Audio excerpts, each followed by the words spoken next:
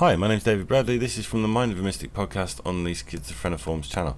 Today we've got an interview with, or a podcast with, a friend of mine called Dan Knight, and he presented a theory, which there's a document as well that we accompanied in the description, I believe, as Google Live link, that where we discussed the cosmic egg hypothesis. Loosely speaking, discusses the idea that the universe has given rise to higher order structure and is leading into a state of constant unity and connection, and that is a kind of information bank, data storage service of every possible human experience. And that's about all I'm going to give you, because it's just a fantastic conversation. Please like, subscribe, share the video with anyone that you might find it interesting, and let's dive into the podcast with Dan. We're doing a bit of a rolling start, so you'll see we were already in conversation, we're just flowing in. So see you in the podcast. Hopefully you will love it. Cheers.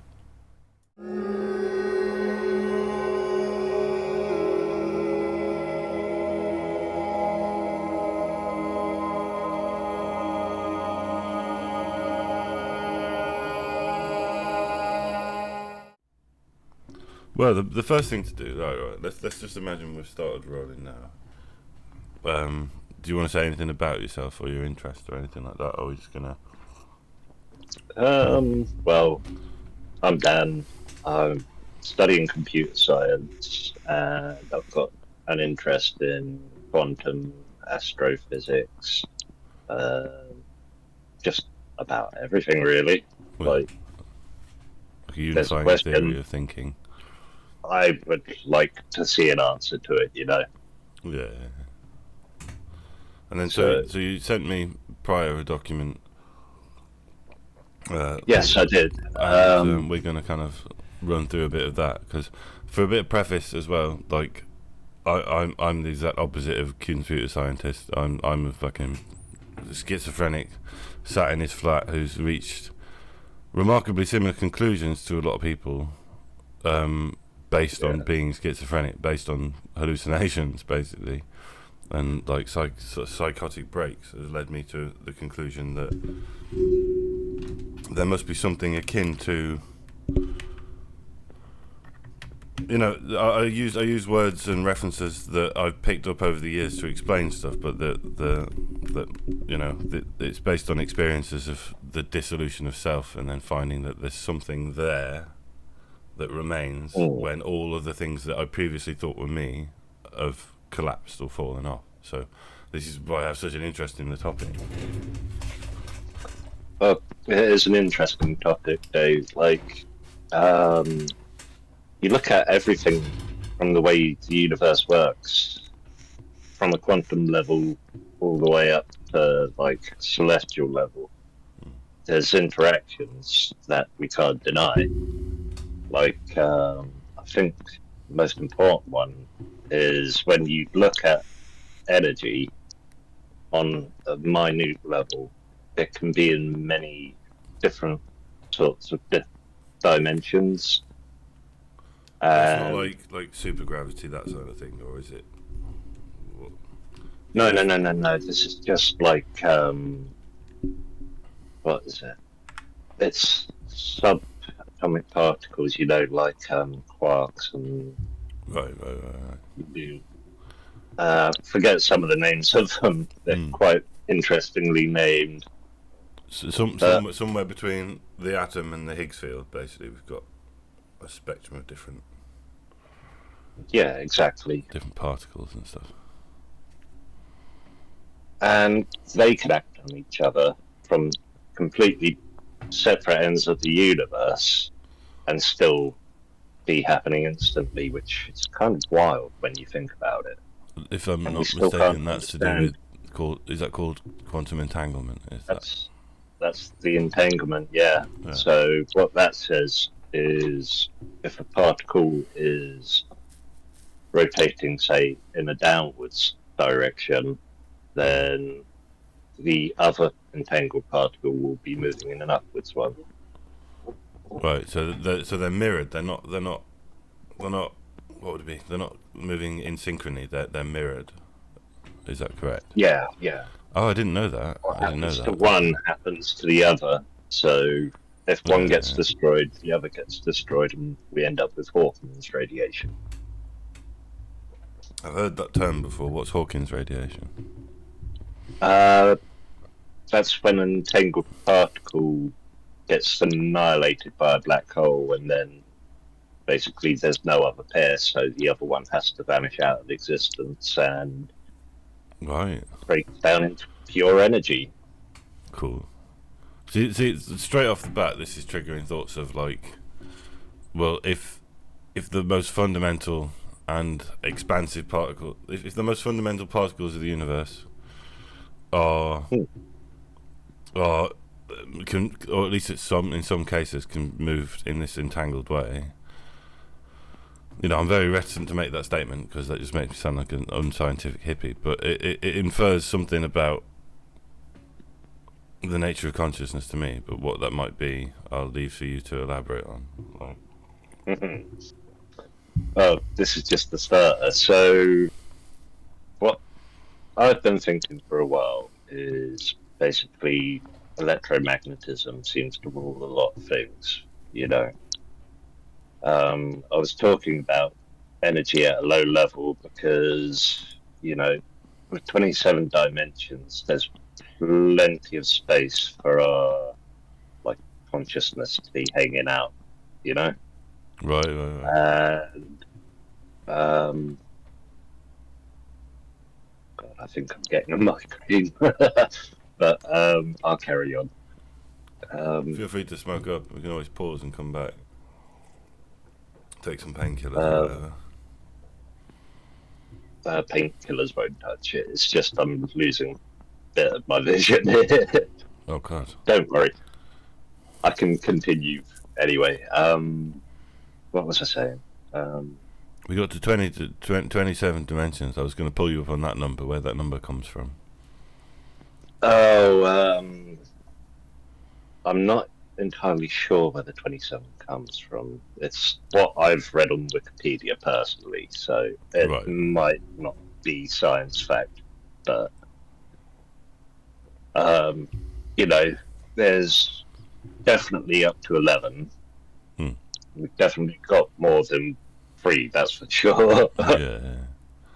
I guess similarly to consciousness, like for even the 3 or 4 dimensions, including time, to exist, there has to be a substrate within which that exists, so that it assumes 5 at the bare minimum. Yeah. For the physical properties of the universe to exist. Exactly, because people always forget about the container universe.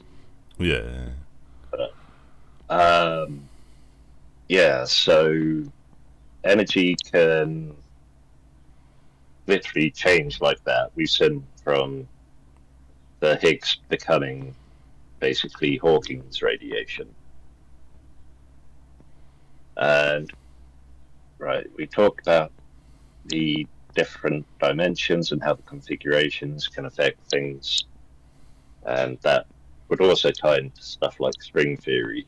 So energy from higher dimensions being able to affect us at lower dimensions. Yeah, and vice versa, right? Yeah, vice versa. So similarly to the Hawking, that's reality are basically details for some higher dimension. Yeah, that's entirely plausible.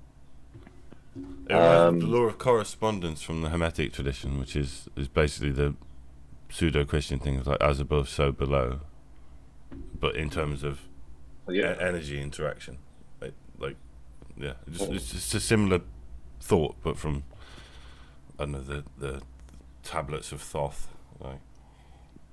and Hermes' teachings. And yeah, I think I remember hearing about those.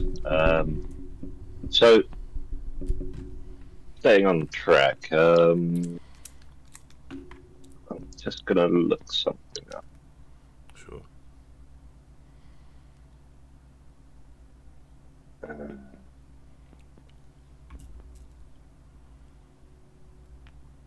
I should fill up my vape juice. You can't read it. No. Okay, I'm gonna skip the low-level quantum talk. Well, maybe not, unless you don't want to do it. That might be really useful to frame the rest of the conversation. You think so? I don't know. 'Cause it depends what you mean by it. You know. Right. Well, basically, modern physics drastically altered our understanding of how separate or together we are. Quantum theory, in particular, undermines that we're all completely separate, because that whole notion of quantum entanglement means that if something is acting on us, then there's got to be something else acting on something somewhere else. Sure. Yeah. So we're never truly separate in a sense. When particles interact and become entangled, their states will remain correlated no matter how far they move apart in space, and that's pretty mental, isn't it? It's crazy. Yeah. That's not that old of a discovery either. No, but it was the sort of mechanism that Einstein was famously quoted for saying it's a spooky action at a distance. Right.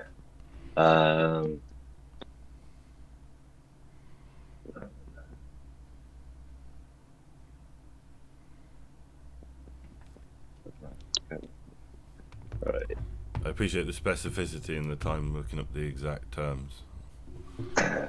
Yeah, well, if I say something wrong, then it's going to give people the wrong idea. I don't want to send them down the wrong rabbit hole. So,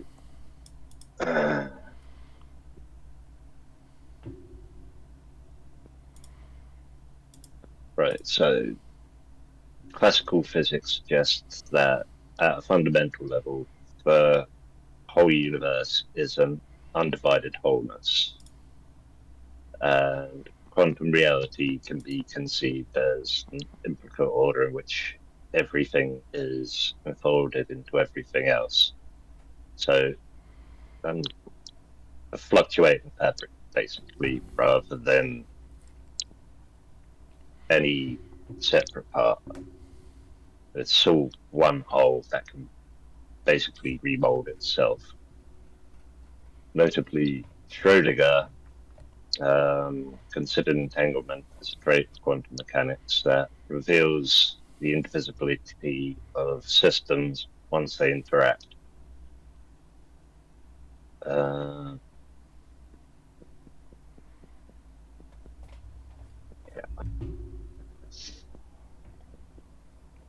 interpretations that proposing this over consciousness would mean is that a fundamental feature of reality, panpsychism, is permeating all matter. I'm going to have to chip in on that in a minute. That's a fascinating phrase to unpack.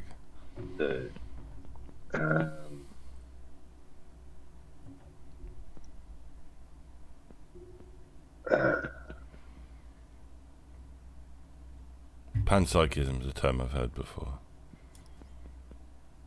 Yeah. I recently saw something by Rupert Sheldrake talking about panentheism as well, which is basically animism, talking about, but in relation to gods instead of spirits or animating forces.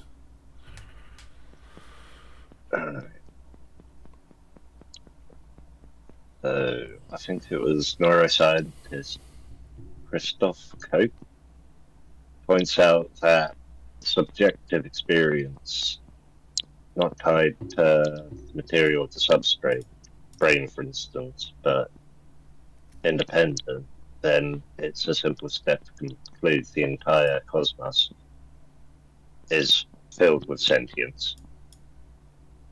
So basically suggesting that even non-sentient life, because it's got energy making it up, is sentient to some degree.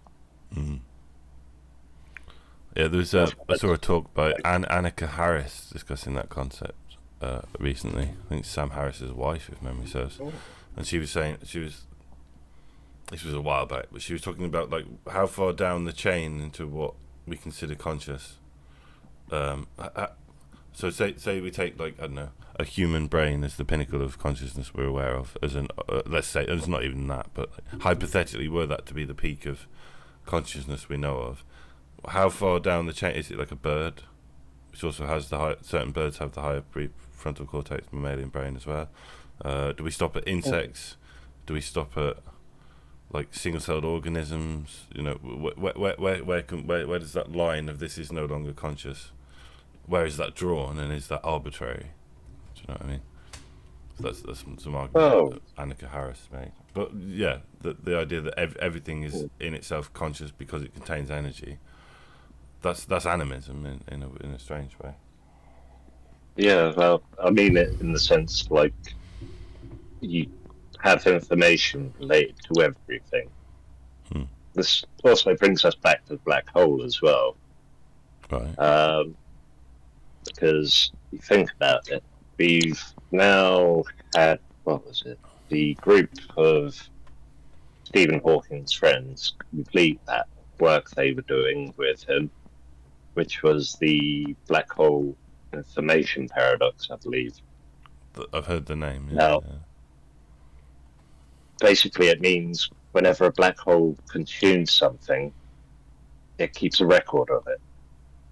And this is kind of important because if everything's recorded, then there's more going on in the universe than what we realize. That's very interesting.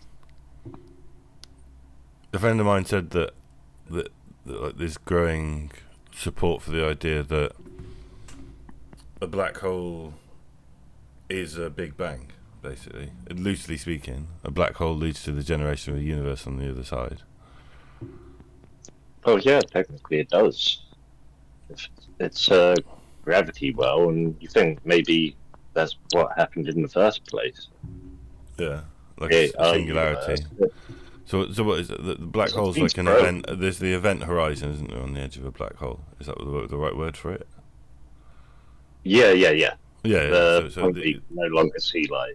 Yeah, so you've got the event horizon going into a black hole, and then the opposite side, and theoretically, is the Big Bang creating the universe, and that, you know, like given the amount of black holes in this universe, and a bit like simulation theory, where it's saying, like, you know, if this universe, if it's possible for us to simulate a universe, it's more likely that we're not the original simulation. We're not the original simulators. It's more probable we're not. Same thing with black holes. It's like if we know that there is a beginning of our universe, then we must be within a black hole. That's the same logic applies. Like, oh yeah, that does remind me. NASA made some huge discovery recently that means, what was it? The universe is only 280 million years old or something. Right. How did they find that out? One of the they discovered a planet that was like created shortly after the Big Bang. So, like, I think they concluded that it took 200 million years to happen. But yeah. Well, that's fascinating. I've not heard that. So that's like, what was it? 14 billion was the previous estimate. Yeah. Right. So that's a significantly shorter period of time. Much shorter. So the universe is younger than we thought. Yeah. And then light kind of allows for that, like the expanse of light might the dilation of space and time. You know, I was talking to my friend who's I won't name drop what his philosophy is, but I was saying about you know, he was arguing in like a sort of geocentric, like the Earth exists on a plane, right? I'll say no more than that for now. But I was saying that space itself is the plane, is then warped by gravity and space-time distortion. We can see that happening in something as cosmologically insignificant as a single planet, and we know that time is relative. If you get to the furthest expanses of the universe, I could see how mismeasurements might be made trying to calculate that vast space-time distortion. Just a random thought, yeah. I'm not a scientist, you know. I did A-level physics. That's about it. Right. So I think we're ready to move on to the next section, which Sure. Feel free is to lead as well. Do you know what I mean? brain. I'm just chipping in with random philosophy. You take the reins, man. Right. Well, if a universal consciousness exists, how might our brains tap into it? One avenue to explore is electromagnetic field theory for consciousness. Conventional neuroscience long treated brains' electrical activity and resulting electromagnetic fields as mere byproducts of neurons firing, a bit like, heat coming off of a computer, incidental to the real processing. But growing research is suggesting that the brain's EM field has a much bigger role to play, actually. Um,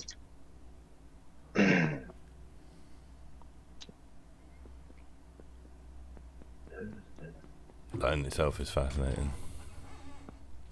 right. Um, okay, so that EM field from the brain might have a causal role integrating information, generating conscious experience. So I think that's being referred to now as conscious electromagnetic information field theory. Okay. Conscious electromagnetic information field theory. There's one to Google. Yeah. So people have argued that neurons fire in synchronicity, their tiny electric fields create sums together, creating an emergent brain-wide electromagnetic field that can feed back and influence neural activity. So,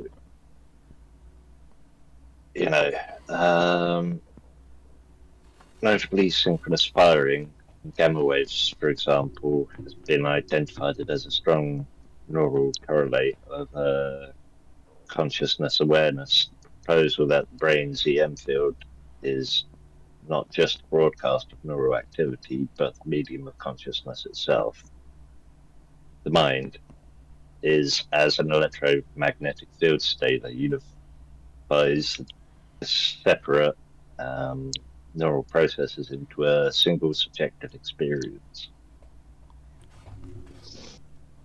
So I'm gonna have to unpack that a little bit. That's fascinating. Okay, so yeah, especially gamma waves, because gamma wave frequency. You specifically mentioned gamma waves, which last I heard about that was the so you got the delta, beta, delta, gamma are the most common. theta. Theta as well, yeah, theta, yeah. So alpha is like high creativity, delta is like deep sleep or LSD, theta is fucking hypnagogia or dreaming, high dream state, and then gamma is what. So gamma, I gather, when they did tests on the brains of like 20-year-long meditators that claimed to be enlightened, that was the highest, the most upregulated state of consciousness, or a state of the brain in terms of frequency that they found. So that's why I'm picking up on that one. That was of interest to me. And so you're almost suggesting that, like, well, what does that suggest to you? I'm not going to make any presuppositions because I know what I'm thinking, but I don't want to fucking. Well, I'm basically suggesting that the consciousness part of our mind isn't really the physical part of our brain. So it's the consciousness is that pervasive field. So as the waves start to change, like we've discussed, the theta and delta and beta and alpha waves, they all correlate to brain activity, don't they? So Yeah, of course. Yeah. kind of suggests that if we are sedated, like with an anesthetic, those brain waves go very slow, very quiet. So that's what makes me think like that field is being affected by like physical things happening to our body, and that can have an effect on consciousness. Sure, and you can see that like if you damage air, if you even with electrostimuli, if you what's the one, the split brain experiment with the corpus callosum Oh, on the the two secretary of the brain. hemispheres, yeah. Yeah. So Very interesting. we can very much see, like, you know, in the objective world at least, it's obvious that the brain is intimately related to consciousness in some way, but then the relationship, the assumed relationship, may be different. Is sort of what I'm taking from this argument. Yeah, because that's an interesting one, using that as an example. The split hemispheres of the brain basically forced that patient to develop two separate personalities, The one most for each interesting bit hemisphere. about it was that the right hemisphere was just chilled as fuck and could do stuff to the left hemisphere's perception, and then the left hemisphere would just make up a load of nonsense as to why that happened. But then the other way round, the right brain could write down exactly what the left brain had done, even though they were split. And the right brain couldn't Uh, speak, so they had to communicate through writing, I believe. If it's the same study we're talking about. I believe so. Yeah, yeah. Very interesting. Fascinating, yeah. And like you've got the consciousness being affected by like processing centers of the brain. Yeah. But then from a philosophical standpoint, it's like, was it two people, or was it actually split consciousness? Or did those two people actually exist anyway as separate circuitries in a concordant whole, like a holon, like, do you know what I mean? It's like Yeah. rather than being one entity, it's actually multiple entities anyway that are having a shared experience, which is more likely to be. You know, that's why if you disrupt the activity in the left Yeah. hemisphere, you start tripping hard, like, and you get right lobal dominance, or you get like a psychotic disorder or something. Like, the more you destabilize this side of the brain, consciousness moves into the right hemisphere anyway. You know what's funny about that? Go on. You're, you're holding like this side of your Oh, head, you're I seeing a think. mirror image. That's my left side. That was the same side I actually used to point to where her MS was meant to be getting worse. Really? And you say like it's related to psychotic behavior, and she Well, was getting on psychotic. not behavior. A disorder in general, psychotic thinking. So, like, traditionally speaking, I don't know what the latest science on this is, but someone with a psychotic disorder or schizophrenia is become right lobally dominant. So you would Right. potentially exhibit psychotic behaviors if you had damage in the left hemisphere. But then Hmm. what that infers about consciousness or the mind, I don't know exactly. But yeah, like, I've even seen it. You know, people get stoned, and I was this just side. going off on a tangent. No, it's a good tangent. Let's go for it. Yeah. But I've noticed loads of times when people get stoned, their left eye just goes quiet. Like in the actual animation of the face, like I've seen it. I've seen this loads. I know it's anecdotal evidence, but I've definitely seen like so many people start sober with both sides of the face perfectly animated, and then the left side droops and becomes less animated when they get high. Where the Yeah. right side takes over, like it's literally like it shifts your point of cognition. Hmm. Like, and I'm not implying that people that are stoned are psychotic. I'm implying that like Oh no, it's no. maybe a chemical agitation of one hemisphere and a depression of the other, like an antagonist of the left hemisphere, almost. Yeah, and you know that might be one of the keys to understanding how we make these high level connections in our brain. Right? Yeah, yeah, yeah. Um. Right. What was I thinking? I'm sure there's more. Right. Uh, we've talked about how the brain can be seen as a medium of consciousness. Hmm. So the mind, as an electromagnetic field state, unifies separate neural processes into a single experience, this would mean consciousness is an immaterial yet physical field that in principle could be transmitted or received like a radio signal. Yeah. So the fact we got physical evidence of that is what makes that fascinating, because people have been saying for thousands of years that we're, like like even in ancient, like for example, the Hindus thought that basically, like for thousands of years. The other one that's interesting, I forget what it's called, but like there's a couple of different mystery traditions from wildly different cultures. So one's Norse and one's like Chinese theory. The idea that the breath is what animates, almost like we're breathing in consciousness, and that the air itself is consciousness, like in chi, basically, and the animating force is actually the breath. And I think that's kind of got a similar thing. It's like a receiver, as though we're receiving consciousness, and they have a lot of similar theories of mind or philosophies of thinking related to the idea that we're animated by something coming in with essence, that something is filling, basically, which isn't completely wrong. That's the point we're getting to. Ultimately. I've jumped the gun a bit. Right. So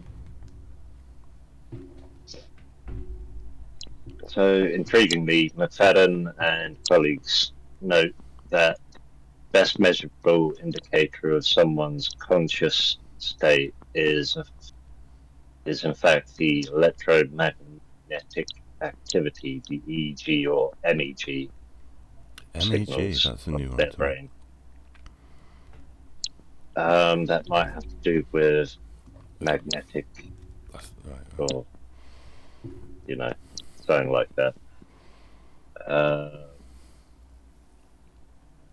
I had a CAT scan recently. That was very strange. They just scanned the very rear of my brain, and they said there was nothing anomalous about it, but they only scanned the roughly the medulla oblongata bit, like because they were testing because I've got fluid in my right ear, so they CAT scanned the bottom half of my brain. It took like 5 seconds. Yeah, that's crazy stuff. Done. Those machines work. Yeah, it was scary though. It was like you imagine an MRI machine but smaller. Basically, it wasn't my. Yeah, it's basically like a giant donut. Yeah. Spinning really fast. It was like it was mad. Yeah, well, it's got to make the radioactive waves fire, hasn't it? Yeah, it reminded me of like something in like Star Trek where that would have healed my brain somehow. Like, do you know what I mean? I wish. Yeah, exactly. Yeah. So where do we get to? Right, we were going for we got to. We were talking about the signals of the brain and the different types of scans. So yes, in clinical settings, an EEG is used to assess awareness under anesthesia and if someone's in a coma or not. As one review summarized, the brain's EM field remains the most reliable correlate of consciousness, more so than specific neuron firing rates. Yeah. In electromagnetic theory, that is no coincidence, mate. The EM field is the seat of the conscious mind. I could believe that easily think that makes a lot. There's a good sound logic to that, I think. Yeah. So how does this relate to a universal consciousness? Is the question that's on your mind, I imagine. Fucking hell yeah, of course it is. Yeah. Okay, so if each brain's conscious field is electromagnetic, and EM fields can in principle extend and interact beyond the skull, then one can imagine a subtle connectivity or overlap between individual minds via field coupling. I mean, it's speculative, but it opens the door scientifically for models for that sort of thing where we can... Then you can actually experiment on the concept instead of just... Yeah. Have you So heard of that would there's be the telepathy like, tapes? They're talking. My partner suggested that I watch it. She was talking about non-verbal autistics demonstrating so they had all the old telepathy tests with, like, they reference it in Ghostbusters where they're trying to see, for yeah, anyone yeah, that's yeah. not heard of the test, they've got a star, a circle, a diamond, a pentacle, whatever, and they've got to guess. And similar tests to that, as well as assessing, like, the autistic non-verbal children seem to have a really high degree of assessing the thoughts of their parents out of the room with a high degree of accuracy and little stuff like that. So that's been in the media, even in something reasonably popular, and I think that's fascinating because, as someone with schizophrenia, my whole thing is thought broadcasting is why I got diagnosed in the first place, which is the literal experience of, whether real or not, experiencing that you're telepathic, and then thinking that there might be an Because what's set my imagination off and why I've started ranting is the fact that I've kind of been of the opinion, and definitely experienced while psychotic and tripping, that we're just basically a field of electromagnetism, existing within a field of electromagnetism. And I've had, like, well, crazy hallucinations where my body disappears and I can see, like, a substrate of reality made out of, like, well, think go on. about that, Dave. Like, isn't light just a waveform of electromagnetism? Sure. So, Sure. like, if you take away the light, don't have anything you can see. So, you know, I'm just sort of putting out there that maybe there isn't anything to see, and it's just being broadcast to us. We don't know And that, well, because my thinking on that is that we're actually basically, like, so they had that Unreal Engine 4 demo with the Matrix game thing. They had that Matrix demo. I'm sure you played it or at least seen it. I think so.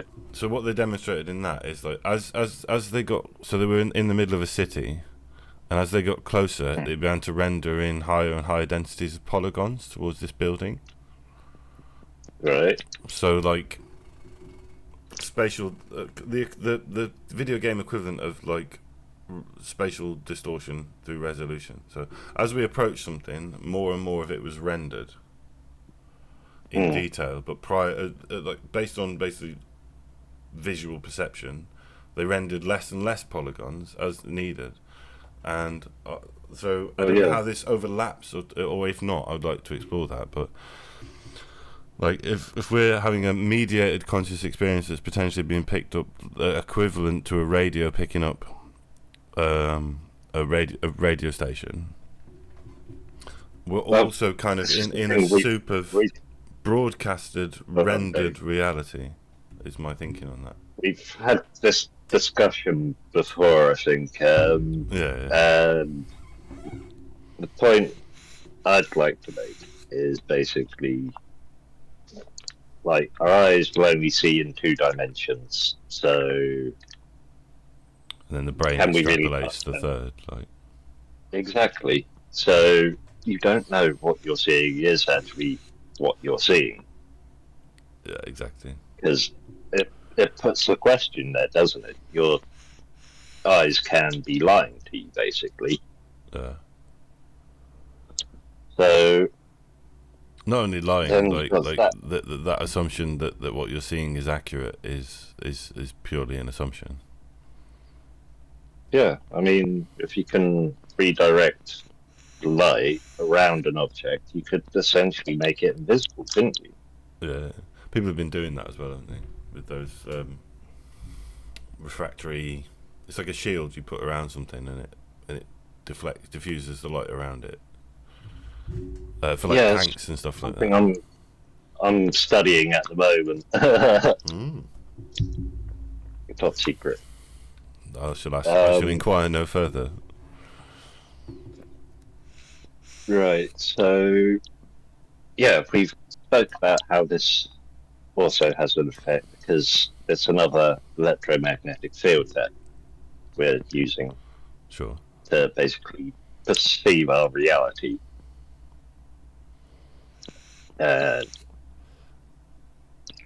I think it's interesting you said that we're using as well, because it does seem to have some sort of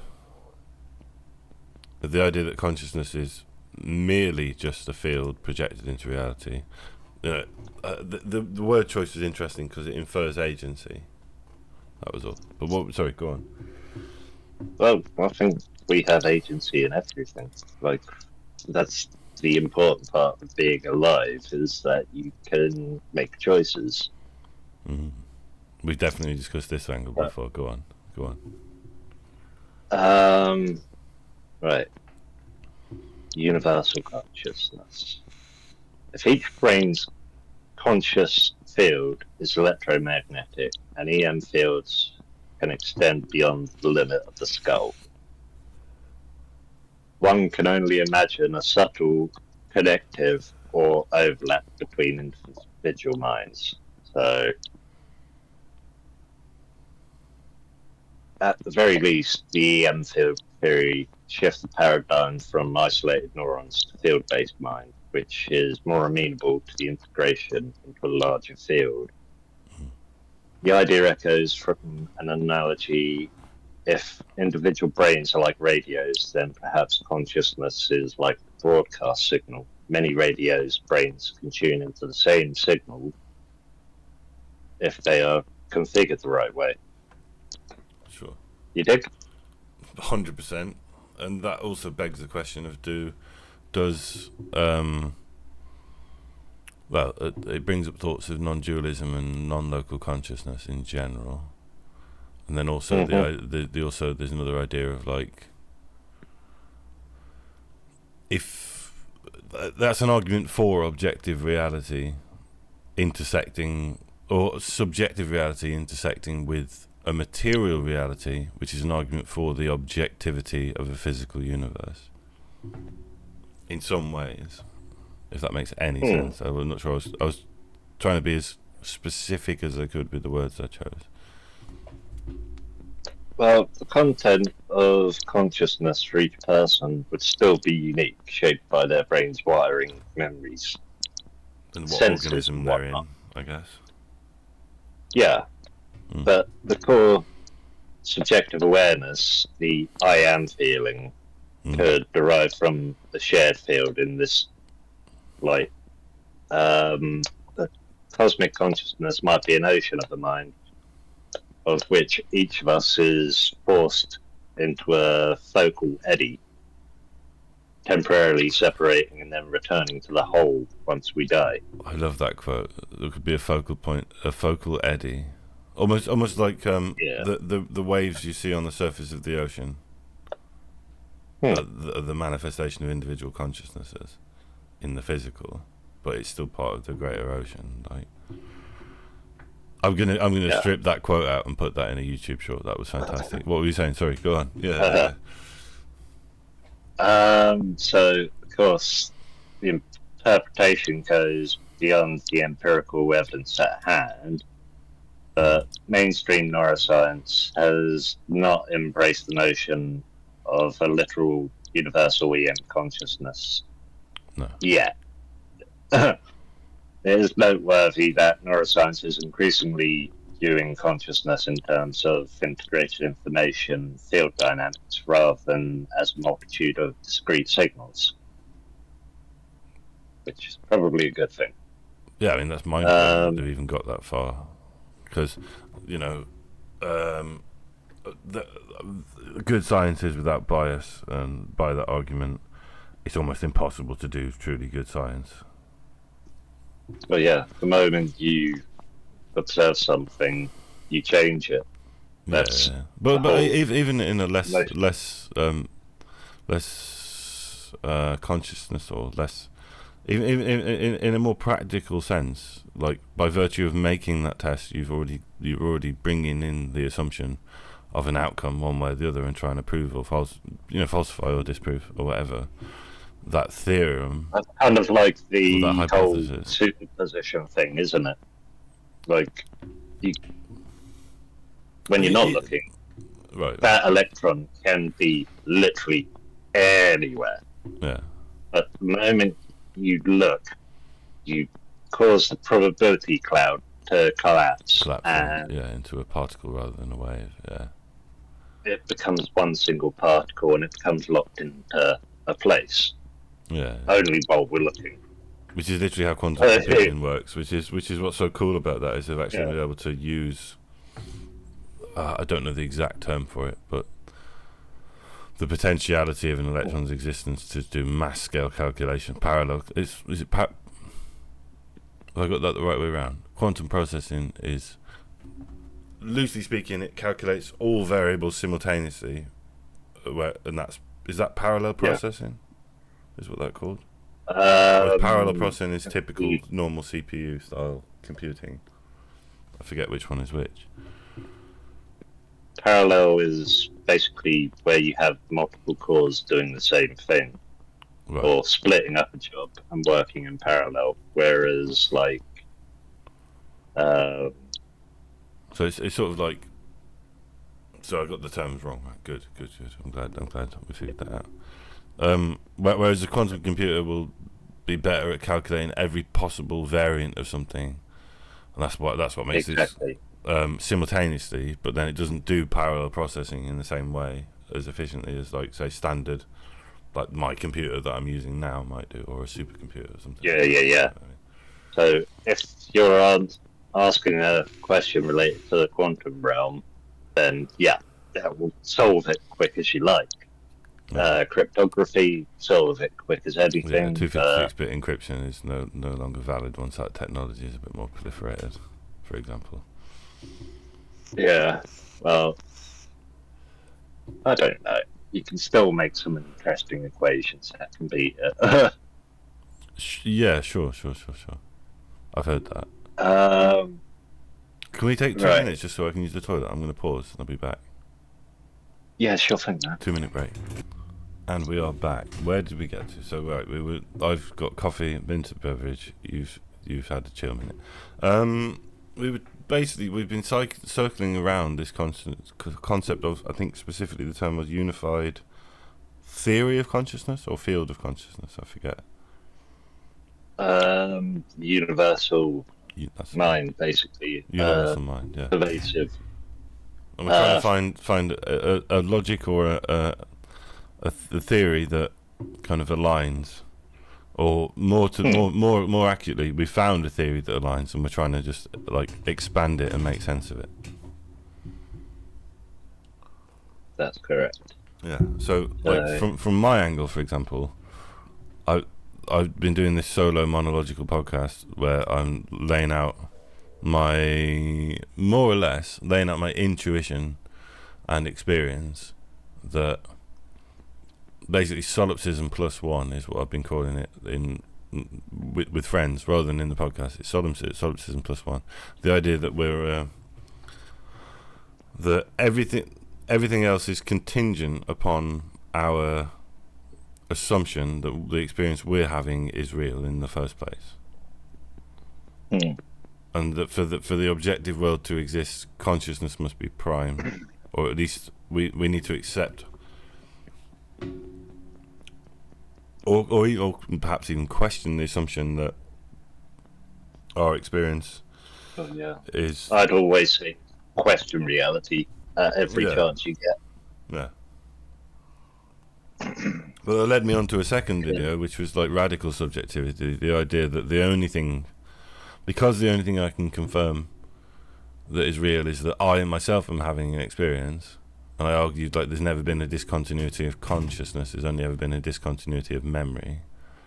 That, especially when you look at things in terms of like, it's just we're in an electromagnetic field immersed in an electromagnetic field, which is immersed in electromagnetic fields, that the presupposition that anything exists, or that our perception of reality is in any way accurate, is a presupposition, and that perhaps the objective world is no more real than a dream. Exactly, no more real than a dream. And that perhaps even, which is my experience, that the dream state itself is potentially, if not more real, is a kind of supra real or hyper real state of consciousness, and that we've got reality inverted, and so that's like a spiritual principle that I've developed based on personal experience, and then I found the words to describe it in the objective world. But the experience is that reality is inverted. The dream world is the real world, and this is just another dream, like, which is turns out to be what all the sages and mystics and Hindus and fucking mystical Christians and everyone has been saying for thousands of years, when I discovered this independently, and it turns out, that's already a thing, so it's not even that unique. But where it does become interesting is that I live in an age where we're starting to find, as you're demonstrating in this conversation, starting to find that the objective world demonstrates these qualia as well as the subjective world. I mean, you look at some of the people I quoted in my work. I've got Schrodinger, I've got Einstein. Schopenhauer, wasn't it? Arthur Schopenhauer as well, did you reference? Possibly. I can't. I know Carl Jung. I know you referenced Carl Jung, definitely. A name that I know, Carl Jung. Obviously, Einstein I've heard of. Yeah. I think Carl Sagan as well. Oh, what a legend. What an absolute legend. Yeah. He's often misquoted as being a militant atheist, or he's used by the new atheists to dismiss cosmological significance somehow. I forget, but it's... Carl Sagan people are always going to twist other people's words to make them suit themselves. 100%, yeah. That's basically religion. Yeah, or politics in general, but let's diverge from politics. But yeah, the politician's mind distinctly is seems to be built to, So I was watching this Duncan Trussell Family Hour, which is a great podcast. I've upsold this and other things. Check out Duncan Trussell if you haven't already, because his podcast is surreal and magnificent. He's a stand-up comedian, smashed just unbelievable amount of substances in his life, and is like a deeply philosophical, funny, interesting, entertaining, and trippy guy he was into the occult. He's now like a Hare Krishna Buddhist style thing, but he's fascinating anyway. He's just a fascinating person. And they did episode 666 of his podcast was with Joe Rogan. What were they talking about? He's just talking about basically Satanism true Satanism is like the distortion of reality so as to make indistinguishable truth from falsehood, and that like he made this great argument, which is like whatever your spiritual leanings may be, this is an interesting analysis of what Satan is. Satan in his, or the devil in that context, is like is in the group collective micro decisions that might lead to like so the example he gave was a medicine being given that like could be enormously profitable, but lots of children might die from it as a potential side effect of the medication, right? And he was saying it's not in that one corrupt evil person that goes all these children will die and I will make so much money. It's in the group minutia details, the little detailed decisions that are all made by the apathy of the collective, and that therein, like the devil's in the details, that therein lies that distortion of reality. I don't know how I got onto this subject, but I just thought it was a really fascinating thing that I saw recently. But how did I get there? We're talking about politically distorting information to meet their own ends, and then misrepresenting quotes. Yeah, got there, figured it out. Yeah. Right. So, getting back on track. Of course, please lead. Where were we? Yes. So, that core feeling of I am. Yeah. The focal eddy, yeah. Of course, this goes beyond mainstream evidence. It's noteworthy that in neuroscience it is increasingly viewing consciousness in terms of integrated information dynamics. Oh shit, I've already said that, haven't I? No, that's cool. It's cool to reiterate. Draw us back around because like I keep interjecting, so keep us on track by all means. So like rather than a multitude of discrete signals, the neurons firing, it's more coming to light that consciousness is the sort of baseline field that we're creating in our brain. Some theorists even argue that consciousness is a measure of how an integrated system is, implying a continuum that could extend beyond the brain. Well, that's Here we interesting. maintain a careful scholarly approach. These ideas suggest consistency with the cosmic egg hypothesis, not proof. Yeah, for sure. Principle. They show that our scientific image of the mind is evolving in a way that leaves room for a unifying principle. At minimum, they underscore how the boundaries of the self are more permeable than we once assumed, blurring the line between one mind and another. So, if a single consciousness underlies all individuals, why do we feel so distinct and separate? The answer may lie in how the brain constructs itself. Cognitive science and psychology have gathered substantial evidence that our sense of being, an independent I, is to a significant extent a cognitive construct, essentially a useful illusion generated by our brain processes. Our brains create a conscious narrative that ties together memories, perceptions, and social identity into a coherent story. This is me. This narrative itself is associated with activity in the brain networks, such as the default mode networks that constantly generate an internal monologue and self-image. It is a deeply convincing, yet it can be disrupted or altered, suggesting it is not an immutable essence.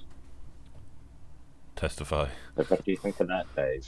I think that it relates to my experience. That's almost an argument I've made myself. Like the what you might call it in a more Buddhist term or a more New Age things, like the rescindance of ego. Let's say, so they often use ego interchangeably with the default mode network, because the default mode network is basically the physical manifestation of the ego. It's that repetitive grinding, storytelling, observing. This is happening when it's almost telling you what's going on, and then you mediate the rest of your consciousness through the sort of chirps and monkey mind of the ego or the default mode network. So that makes sense to me. And the fact, so the statement you just, yeah. So the argument you made there, that it can't be an immutable essence. I strongly believe there to be an immutable essence, but the fact that you can disrupt that in its entirety, the default mode network, and the fact that the ego can't be the totality of the self, and then I would argue that you can go down to, like the car of, this is like an occult thing, and from the Egyptian mystics, the word Ka, you get a distinct, and they affiliated that with like the pineal gland or the fucking pituitary gland, and different parts of the brain, there's different parts of seats of consciousness and all that sort of stuff in physical reality or in the brain. But the car is like, I think I've got this correct. It's in the pineal gland, the inward facing eye. Yeah. But so the car is the thing that's, I think I've got this right. The car is that animating force, or that conscious self, and that's the part of you that goes on to like the afterlife in the Egyptian myth. And you get the car, the pa, the ma. You get all these different subsections. You've got the etheric body, the light body.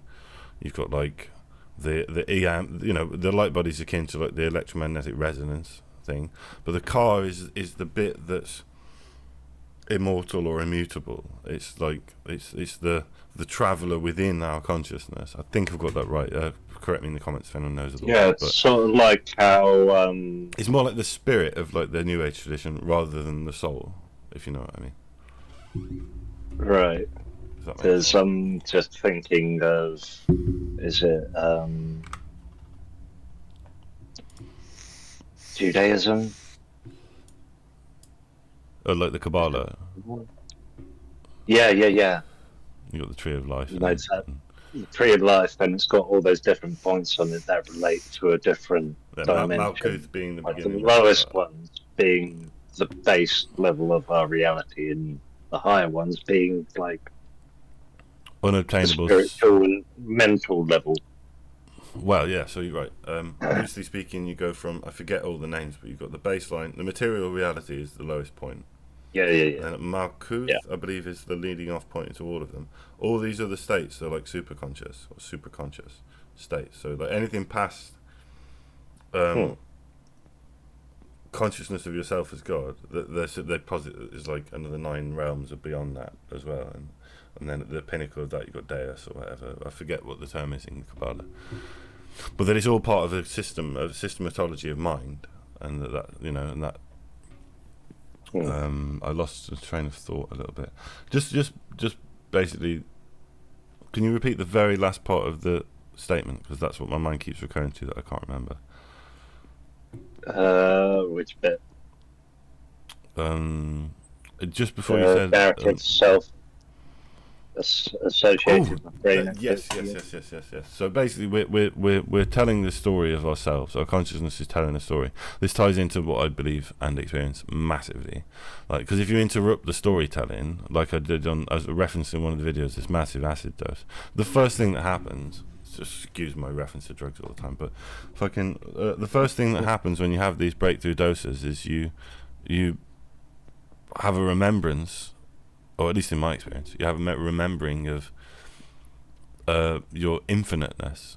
Like, you know, you disrupt the default mode network heavily. You disrupt the self, basically. Yeah. You disrupt the functioning of the brain, and some parts become more dormant with LSD, and other parts become vastly agitated, and you get new neural pathways, and that's why it increases neurogenesis. This is what we were saying earlier on by having the hemispheres, like one not performing and one overperforming.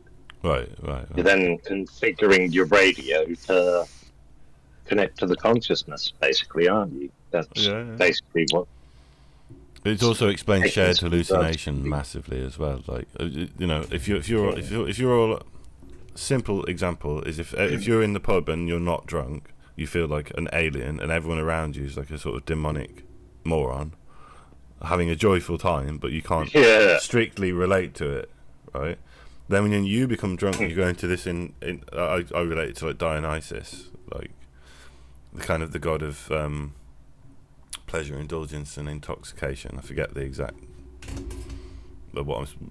summary of that, but yeah, the spirit of Dionysus, the spirit of the pseudo malevolent play, like joyful indulgence, like, and then we're all in that same brain state, and then it's almost like you're having a collective dream at that state, and this can happen in a vast spectrum of conscious states.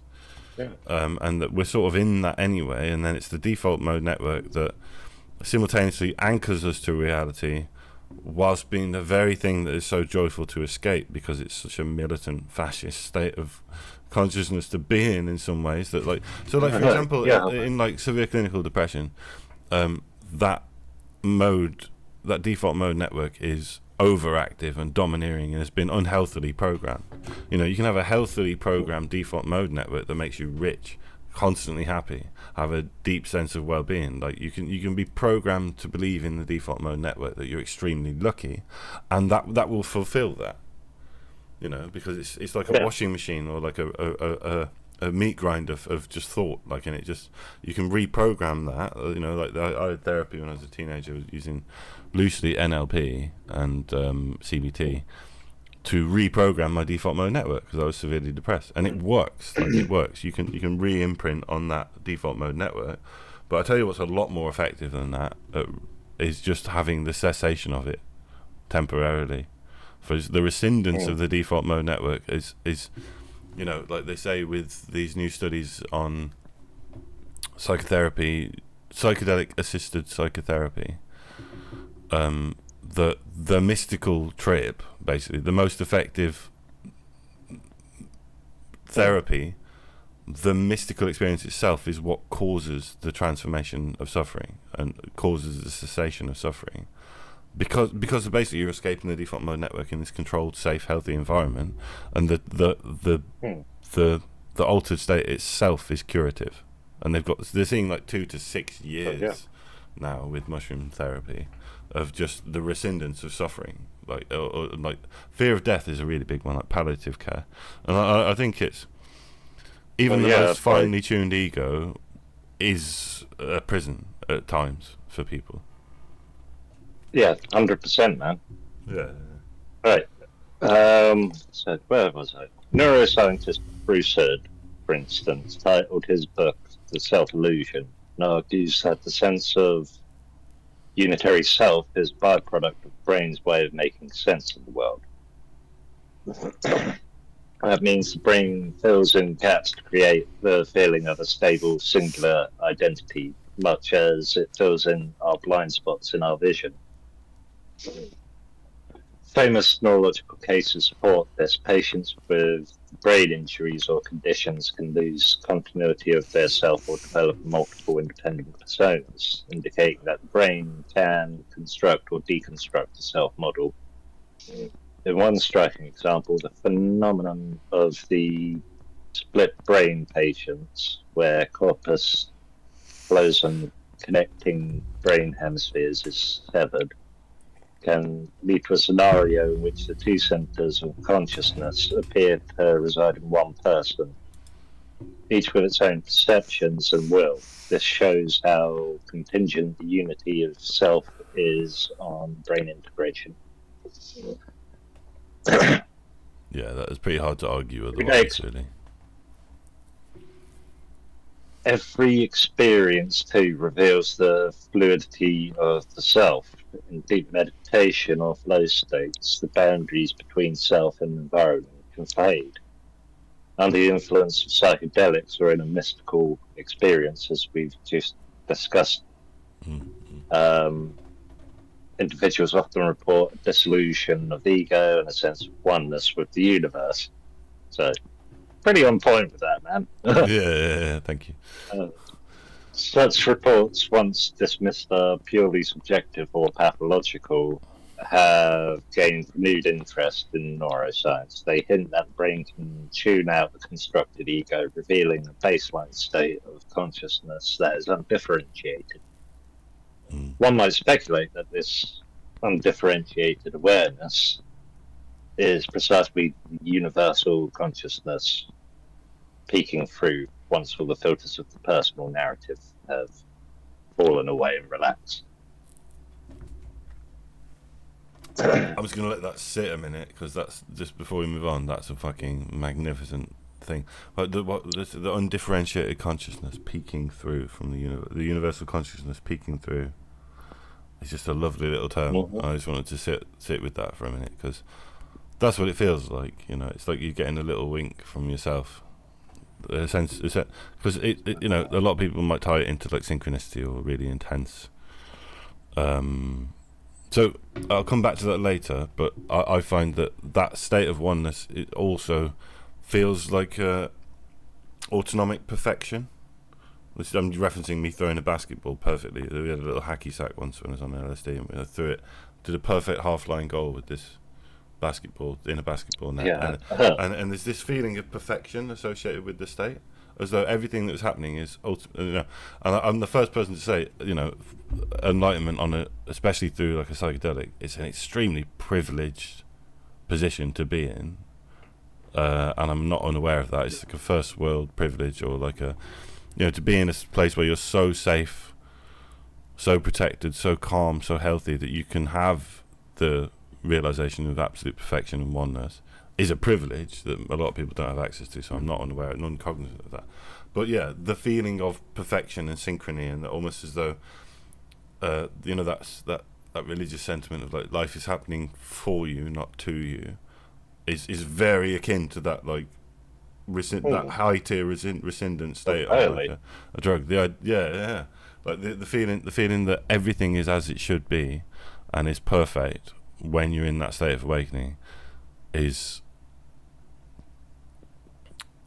But that would be enlightenment, wouldn't it? Like, Loosely once speaking, yeah.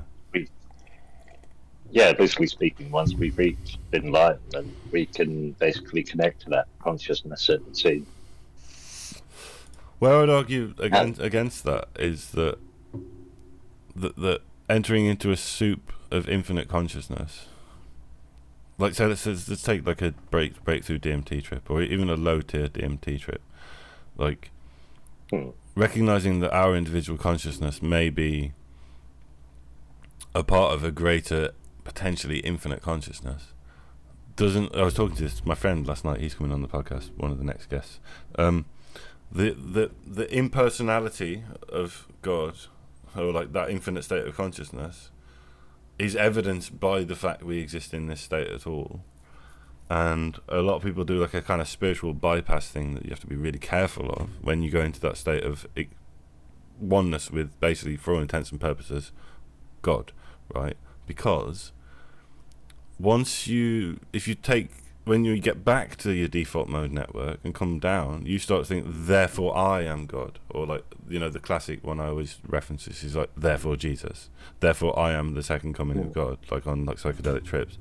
Just because you've been to God, and you come from God, it doesn't mean you are God. Whereas we're like a, and this is more spiritual philosophy than, clearly not science, but yeah, just that's what occurred to me. It's like, being of an essence isn't the same as being the essence.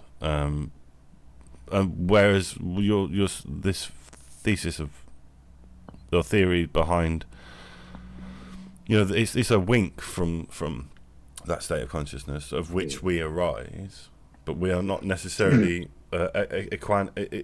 equivalent to that consciousness whilst we're in these bodies as well. And I just wanted to say that speech just because that's been something on my mind anyway. So, philosophically, the illusion of separate self has long been recognised. David Hume noted he could never catch himself apart from a bundle of perceptions.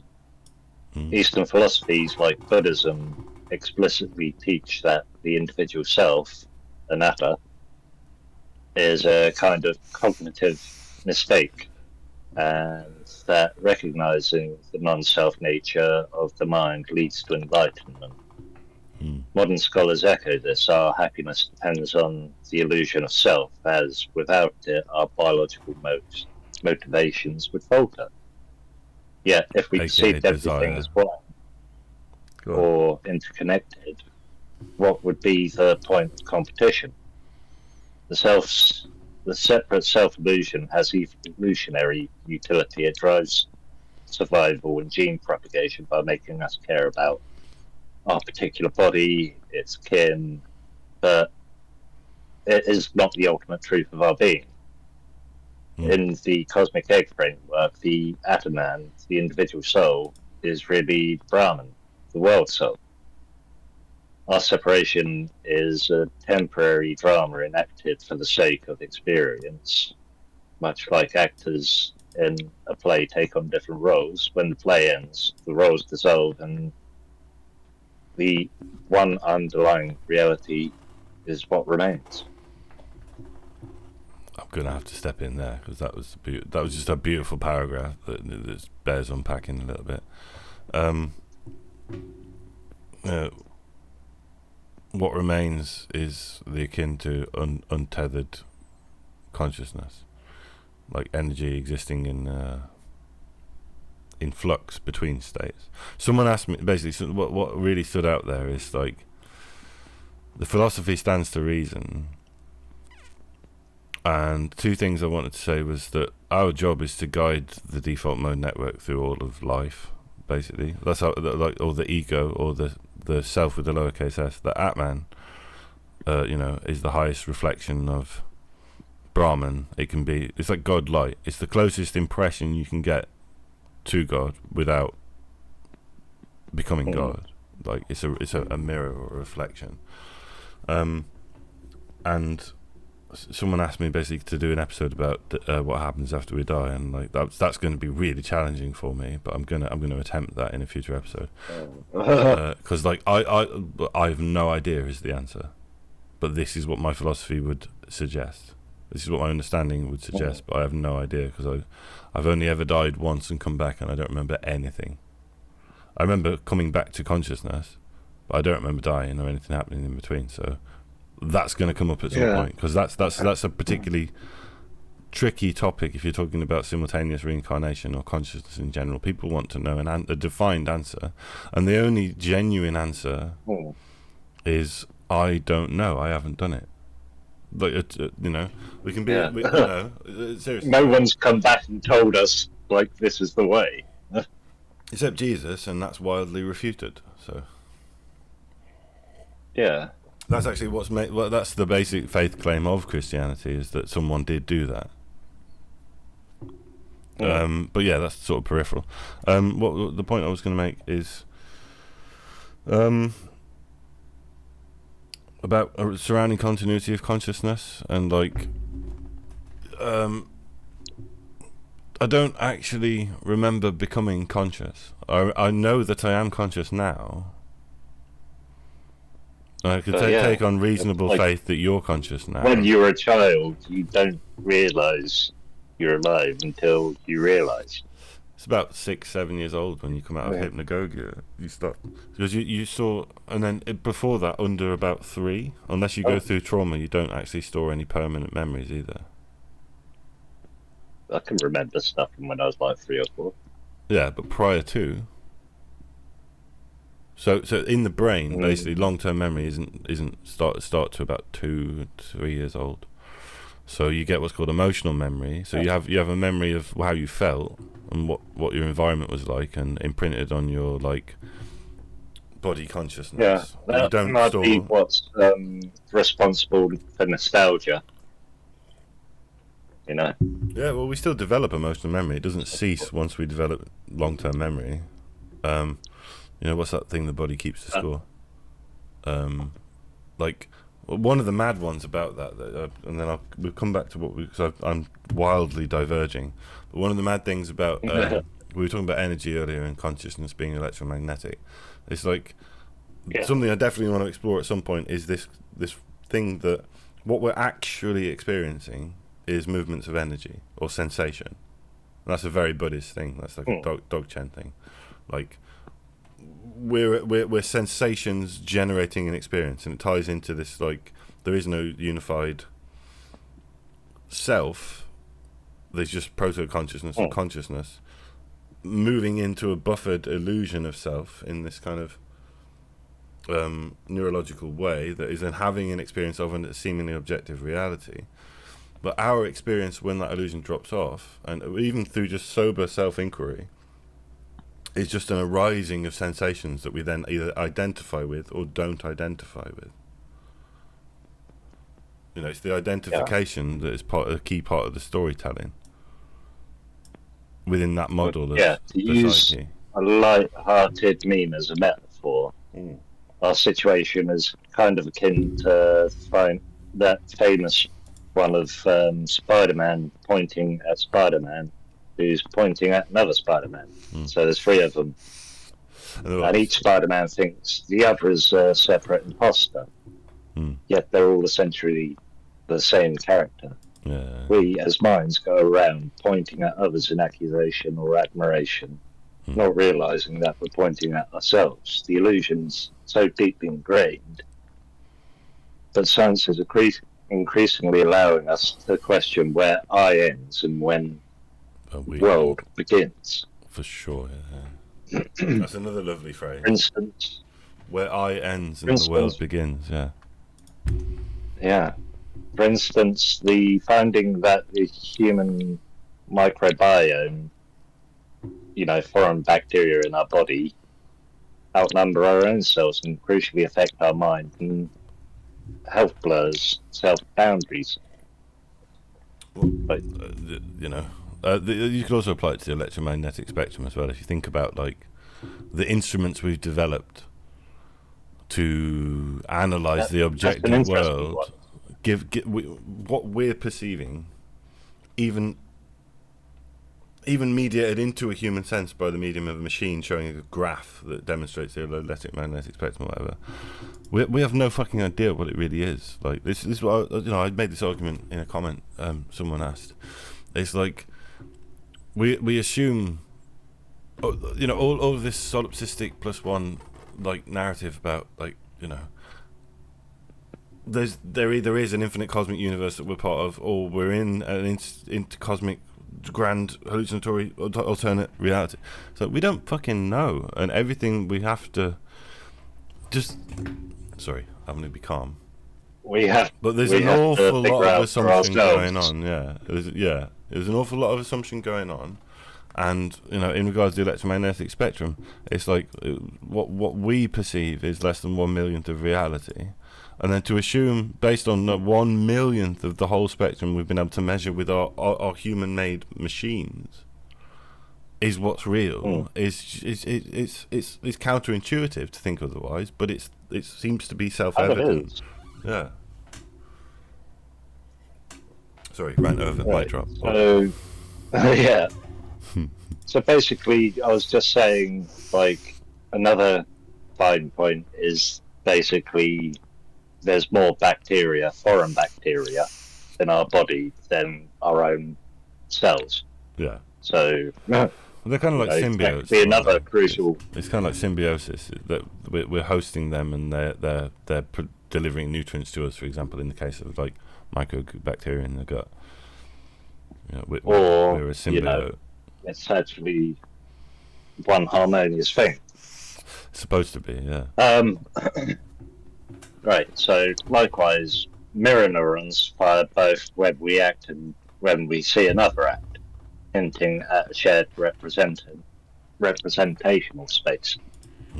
All of these lines of evidence fortify the idea that individuality is relative truth, practical on one level but dissolving under deeper scrutiny. Much as a solid object dissolves into mostly empty space under the microscope of atomic theory. Amen to that. Yeah. Keep going. I know you've got more. Go on.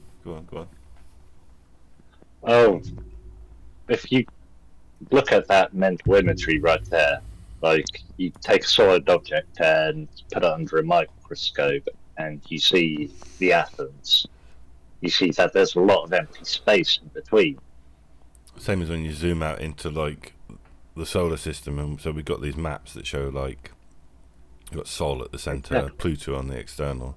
But you zoom that in, it probably collapses into a single molecule or atom, and then again and again and again. I thought that was A-level physics made me think that, laid on my roof in Nottingham, a bit drunk and stoned, looking up at the sky, like,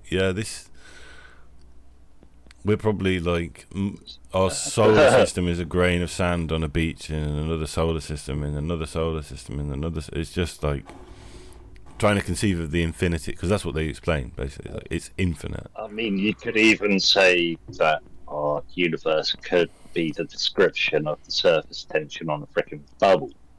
Right. Yeah. With spatial distortions accounting for all the material objects, but in actuality, like M theory, or like two planes colliding into matter. Like.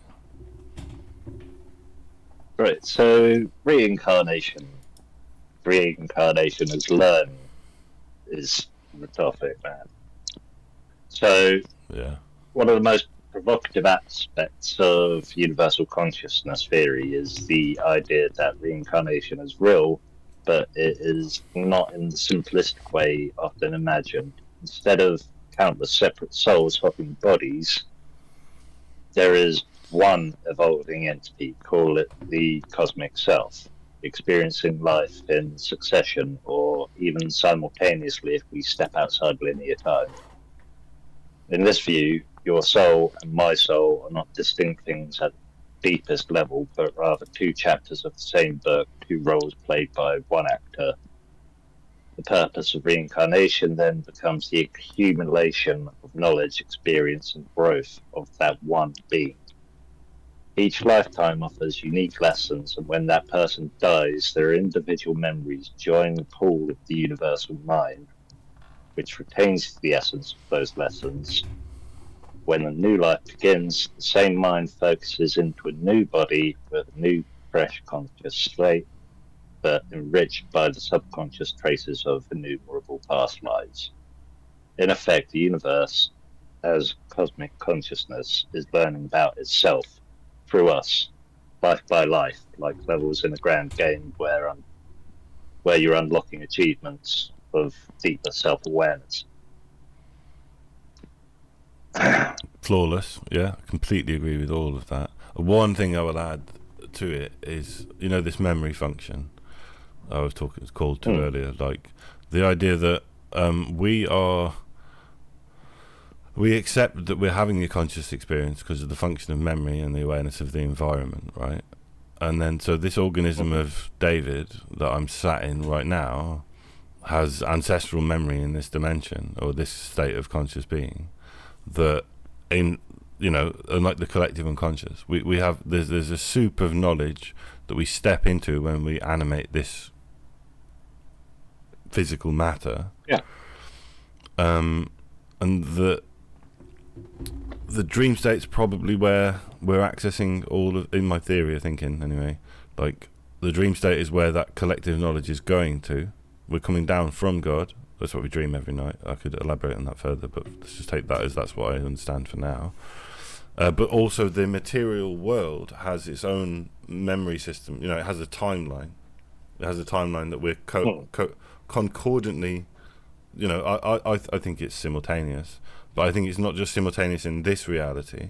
I think it's simultaneous in like a multiversal one second, family have just got in. Alright, got my family in. And that is happening concordantly, not only in like one universe, but in like an infinite number of varying universes, and similar to like the simulation theory, it's like this reality is being simulated, and there is something that is like to be the simulator. I would say we're probably closer to something like, I'm in this universe now, and this universe seems to be an objective universe that I'm animated within. And in this reality, I'm a manifestation of potentially an infinite cosmic consciousness. But that all dream states are like that, and that there's probably an infinite number of dream states, and that the multiverse theory might apply to not just one consciousness experiencing this whole objective universe subjectively, but that all known universes may be occupied or constructed of the consciousness of that singular infinite God consciousness. And that people talk about I don't, is that coherent? At least I've explained what I think well enough. Yeah, I think so. Yeah. So I'm just gonna push on. This interpretation finds resonance in several philosophies and even some research endeavours. The Institute of Noetic Sciences and researchers at the University of Virginia's Division of Perceptual Studies have long investigated cases of young children who claim to remember their past lives. Some of these cases are admittedly startling because children as young as 3 or 4 have provided specific details about deceased individuals later verified that they could not have learned through any normal means. For example, a child might recall obscure names, places, or events from a life that ended before they were born. In a number of instances, researchers documented that the child's statements corresponded accurately to the life and depth of the deceased individual, even including matching birthmarks or scars corresponding to that person's wounds. Over 2,500 such cases have been compiled into 50 years of research. And while no single case is beyond alternative explanation, collectively they form a fairly large body of evidence that suggests that some sort of continuity of identity or memory across lives is happening. A committed skeptic might point to an unknown cognitive or social mechanism, but a proponent of cosmic mind theory would argue that these are exactly what we'd expect if one mind underlies, or occasionally the new persona picks up threads from a prior persona when conditions align, perhaps through non-local mind connections or a kind of resonance in the field. In other words, past life memories might surface when they normally draw curtains between lives are thin, revealing the underlying unity in the universe. Right. Under that, the cosmic egg model, existence of identity does not mean your ego survives death intact to haunt another body. Rather, it's the higher self, the overarching mind that persists and and gathers the insights of each incarnation. You could compare it to a role-playing game where one person has multiple characters, and each character has its own story, achievements, and stats. And each of those achievements can enrich the player's overall mastery, if you get what I'm saying. Absolutely, and I will chime in on that because that's something, so I was harping on a little bit a minute ago about basically what I'm driving at is multi-dimensional consciousness or multi-reality consciousness, and I would say that one of the primary spiritual practices that lucid dreaming taught me was that, and we'll have a video about this, so this is why I'm so excited to jump on the topic. You said you've got multiple characters that contribute to the overall mastery of the higher self, right?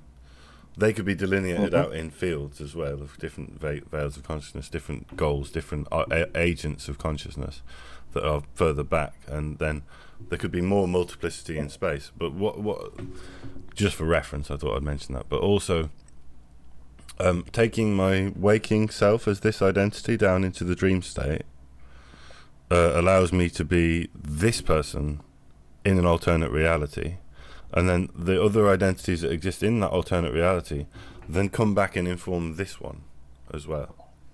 So you can become, in a very literal sense, you can actually have the experience of being a player with multiple character sets, multiple fingers on the same hand, that, as evidenced by the fact that we're having these experiences in this reality when we've had these experiences,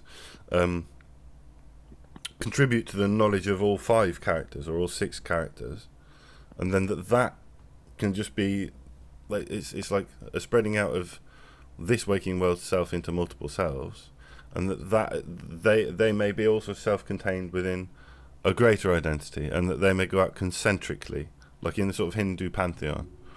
If you imagine it like that, it's like, so you have me as the individual self, and then you have the demigods or the angels in the Christian mythos, which is, or like you might have the, what are they called, devas, like light spirits or whatever, the devas of Hinduism, that then ascend all the way up to like the Trimurti and the Brahman.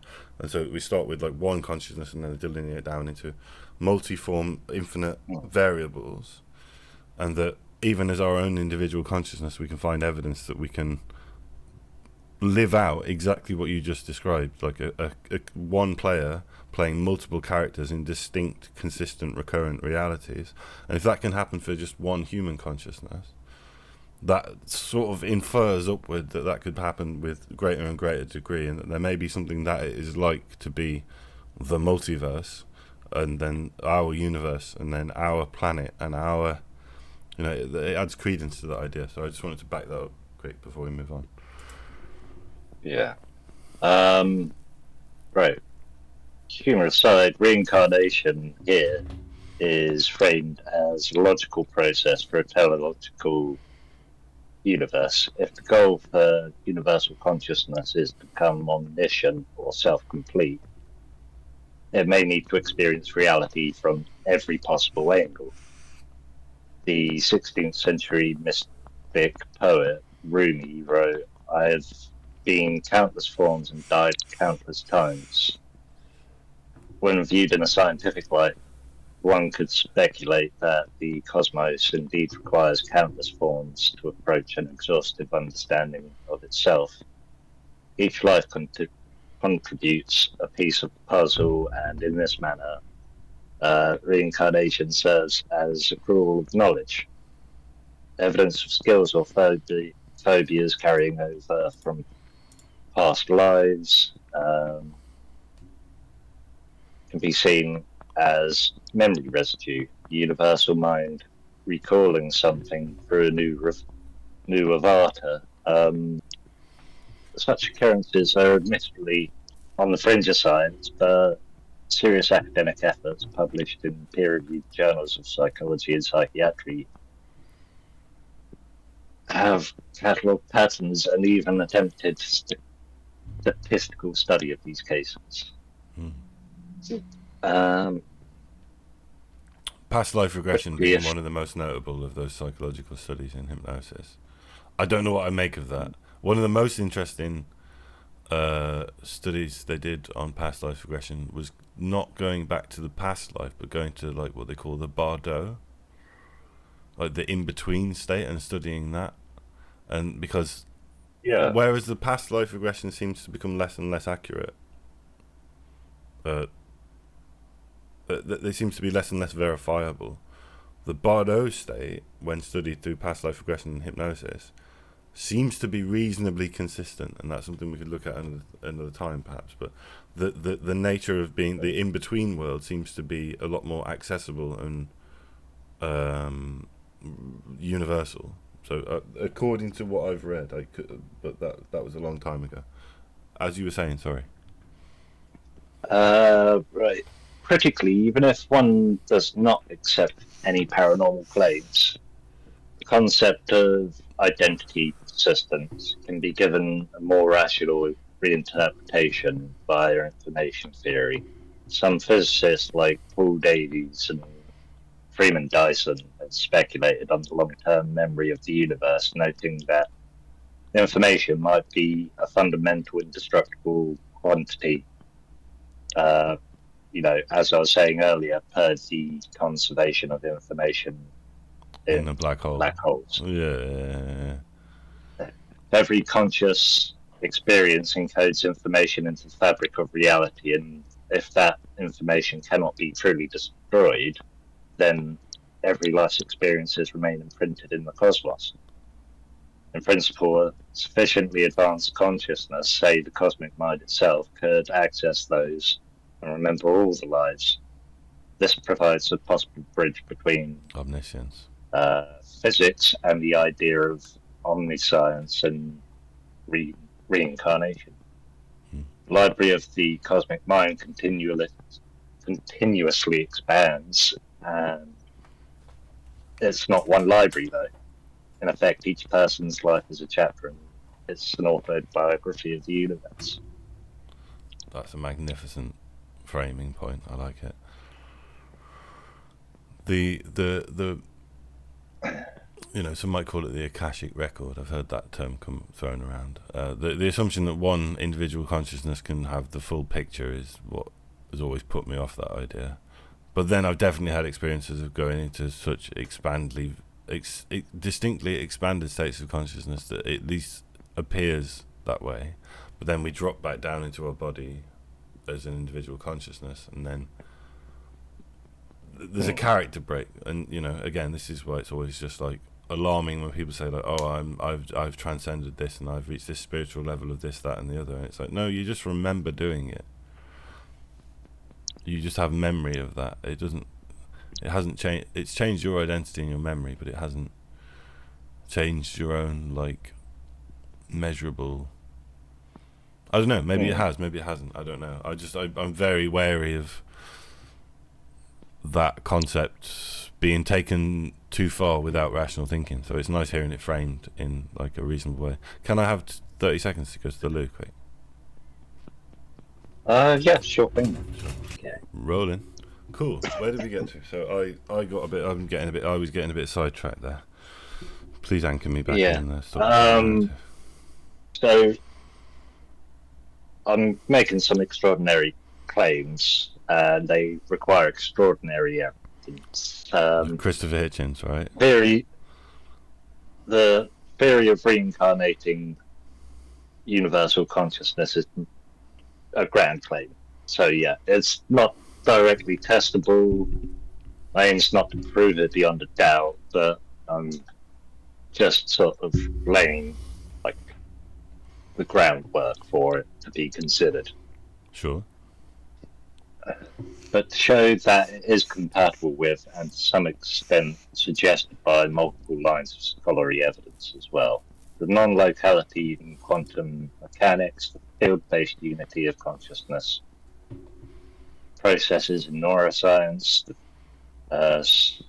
psychological construction of selfhood, all point towards unity where we formerly saw separation, and intriguingly, the age-old idea of reincarnation as a learning journey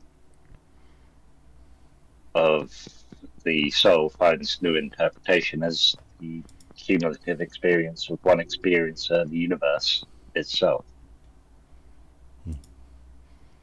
So until the Middle Ages, that's a slight sidetrack, but Christians used to believe in reincarnation as well. It was only until sort of medieval era before Yahweh was even he was a storm god originally type thing, and he was only dubbed omniscient, omnipresent, and omnipotent in loosely the medieval basically during the Dark Ages as well. Like the pushing the needle forward on Yahweh being one god came much later, and like reincarnations are pretty, at least within religions, it's a pretty universal idea for a reason, and I believe that is because it becomes, if not self-evident, it's a natural conclusion of having experienced altered states and higher states of consciousness through prayer, meditation, or otherwise. So I just wanted to add that. Yeah. Well, if we synthesize the above threads that I was talking about, we arrive at a breathtaking picture. The universe is a living, conscious entity in the process of awakening to its own nature. Billions of seeming individuals are like neurons in a cosmic brain, or like cells in the embryo of a growing deity.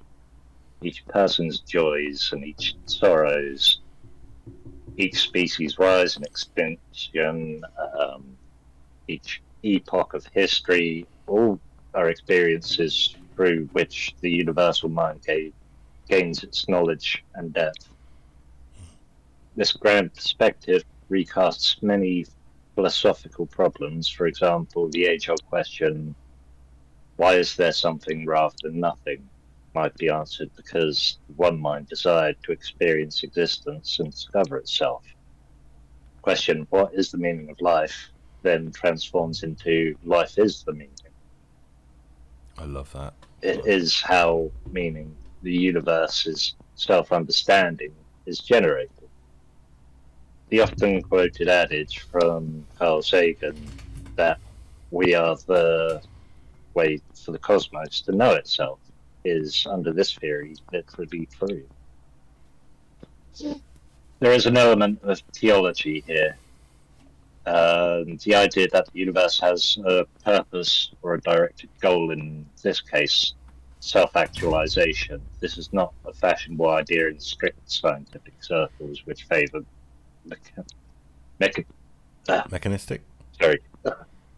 mechanistic explanations. Yet, some respected scientists and philosophers have entered similar notions. Jesus, paleontologist Pierre Teilhard de Chardin, for instance, envisioned an omega point in which consciousness increases until the universe achieves a unification with the divine. The cosmic egg theory is that in spirit, but attempts to strip the mystical jargon and ground it into language of information and experience. We can appreciate it as a metaphor. The universe as a cosmic egg suggests that current reality is just an incubation phase. Something wondrous is in the process of hatching. All of history, from formation of galaxies to the emergence of life and minds, could be seen the developmental stages of this embryotic cosmic being. In this interpretation, human civilization and its collective learning, including our sciences, arts, cultures, are akin to the neural development of a fetal brain. Perhaps chaotic at times, but progressively progressively networking and complexifying, gearing up for a higher level of awareness. Am I piping? I'm just going to let that sink in. Yeah. Yeah. So one of my old essays on my old channel was called Shadowism, the End of Humanity. And it's basically this embryotic phase. It reminds me of this, so the embryotic phase, the birth of that is non-carbon life, basically. The ability to become non-physical, or not non-physical as such, but to integrate, maybe through transhumanism, maybe through synthesis, maybe through gene editing, maybe through a variety of different technologies, but the primary one being silicon life or super intelligence in the form of digital consciousness. That is what we are giving birth to. That was the argument of that video essay, is that in every part of the known universe and unknown universe, biological life has been seeded and erupted into global consciousness, if you believe there is a globe, and that global consciousness, if it succeeds and survives for long enough, will, by virtue of the nature of intelligence, give rise to superintelligence, and that non-biological life and biosynthetic life will then lead to the further proliferation of consciousness itself as an objective, self-aware force in the universe, until exactly what you're saying, until the whole universe, the whole physical objective universe is united as one biosynthetic digital orb of consciousness in a material sense. So we have the spiritual God, and then we've got the physicality of God, the physical emanation of God through consciousness spread throughout the universe. That's what that essay I wrote is about, and that just really reminds me of that. And I called it, a Shadowism, the End of Humanity, or so that's just triggered memory of that. Yeah. Well, one might ask, if the universe is conscious, why does it appear mostly unconscious? Why do we not directly feel this supposed unity? The questions return us to earlier discussions, the bowl of brain and the illusion of separateness. The cosmic mind's self-recognition might be nascent and fragmented at present. Each of us carries a spark of that recognition, but our ordinary minds are so preoccupied with local concerns that you can't see it. However, through tools like meditation, philosophical inquiry, and even psychedelic exploration, individuals throughout history have reported transcendental experiences of unity, sometimes described as cosmic consciousness. Psychologist Richard Maurice Buck's 1901 book, A Cosmic Consciousness, collected accounts of people, from poets to entrepreneurs, who suddenly felt they were the universe. And an illuminating moment of ego dissolution was replaced by a blissful sense of oneness with all life. While anecdotal, such experiences are strikingly similar across cultures, suggesting that a common reality to which the human brains have occasional access. Like a universality. It's a universal. Yeah. Yeah. If it is as if the universal consciousness can, at peak moments, peek through the veil of your individual awareness, leading to what Abraham Maslow called peak experiences, or the mystical experience of unity. those who experience it often claim it's more real than real, a phrase often common among those who have had near-death experiences. Near-death experiences, people report a life review, reliving one's life in events through others' eyes, and a sense of merging with the overwhelming light and presence.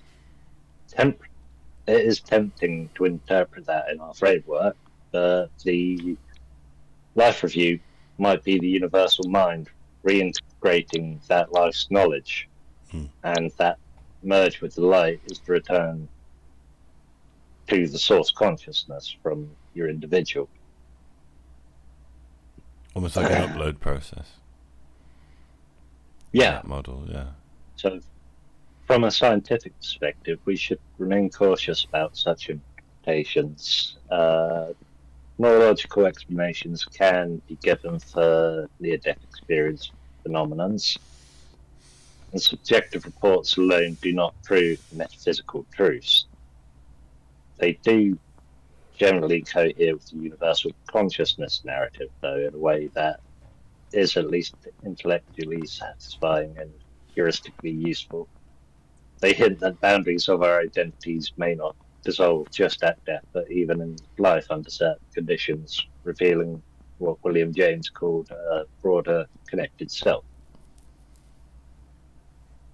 That's magnificent. That was a mouthful. It was magnificent. It was great. Yeah, and you know, so you hit on a very interesting point, which is.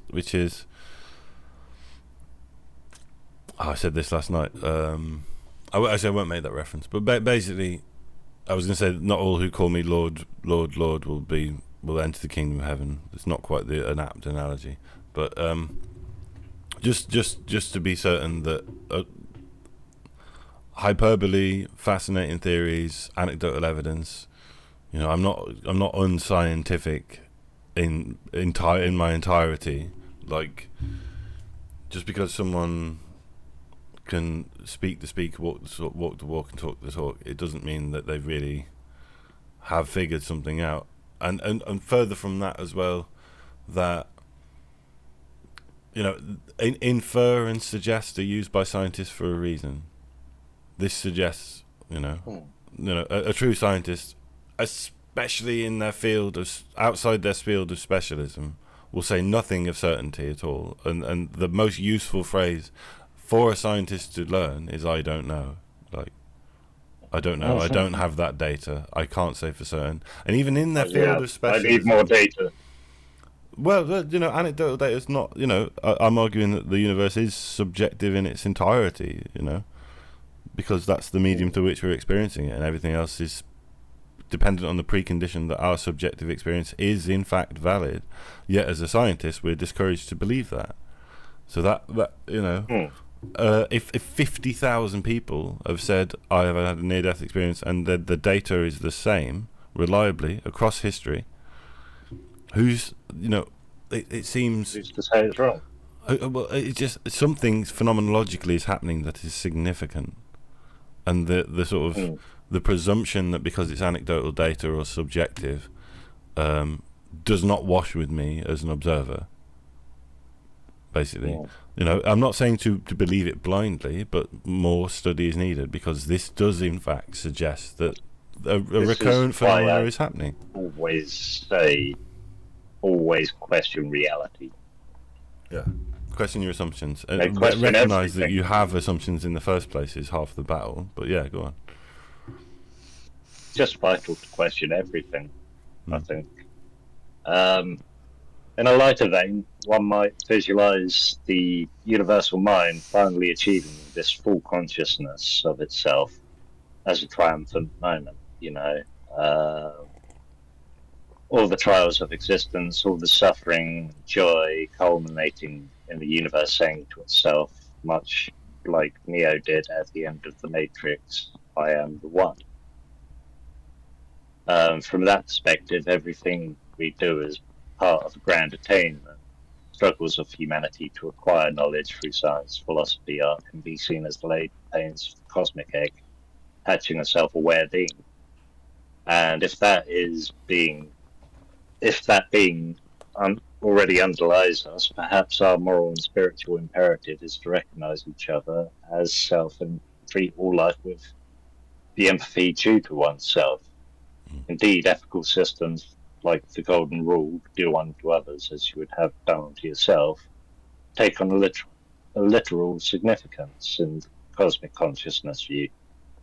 The others are yourselves, and yeah, I'm not reading that quote. Okay. Well, I'll pipe in with so the Buddhists have this similar thing. It's like you where you envision everyone as being your mother. So, like, for example, with Jesus in the Christian mythos, it's like, you know, some people don't find God because they don't look low enough. Like, you know, do unto others as you'd have them do unto you. The principle behind that is that Christ is in everyone, and that if you have this sacredness for God, that you are doing unto me as you do unto your brothers and sisters, type thing. And the same thing in Buddhism. They, one of the imaginings you might do in that particular meditation is to imagine that everyone, because of reincarnation, at one point in all of infinity, every single person will have been your mother, and regardless of the complexity of your relationship with your mother, as a mental exercise, the tenet still stands. Is, you know, ultimate sacrifice was made for you to exist by everyone in existence, and that to view everyone as yourself is to, it's like anti-nihilism. Do you know what I mean? It's the exact opposite of the meaninglessness of and nothingness and invalidity. It's true altruism. Yeah, not hard to say that true altruism is ever achieved, because taking pleasure in something denies it being truly altruistic. But the tenet is altruism. It's altruism. Yeah, basically, it's to see others as yourself. And yeah, they might be fucked up. They might be wonderful, but it's still you. Like, we're still part of this one. Yeah. Is tautology the right word? This tautology of consciousness. We are in our totality. I think I've used that word wrong. The totality of existence is an encapsulation of our own individual sovereign self, and that at some point we were all Christ, we were all our mother, we were all the Buddha, we were all the lowest street sweeper or the hobo on the side of the road addicted to heroin at one time, and that it found unfathomable levels of compassion, and that's sort of the point. The big takeaway, it's the big takeaway from it. That's the big takeaway here. I think that's the reason why I started looking at this whole theory. It's just because, you know, I think you asked me a question that night, and I decided to just go with it. We had that chat was fascinating. I remember it. That's why. As soon as I was like, I'm doing a podcast, you're definitely one to get you on it. Go on. Like, after we had that chat, I then went away and I started doing some looking online. You know, it just ended up turning into this whole big piece of work. Yeah. If you want to put that on a Google Drive, I will link it in this video. By the way, if you want that article you wrote up there, like, we should do that, and then I can say to people, look in the description for the Google Drive link to the article, and then you can go off and look further into that. So yeah, we can make that happen. I can sort that out later on. Yeah, no problem. Right. So we've just reached the 2-hour mark, so we need a conclusion.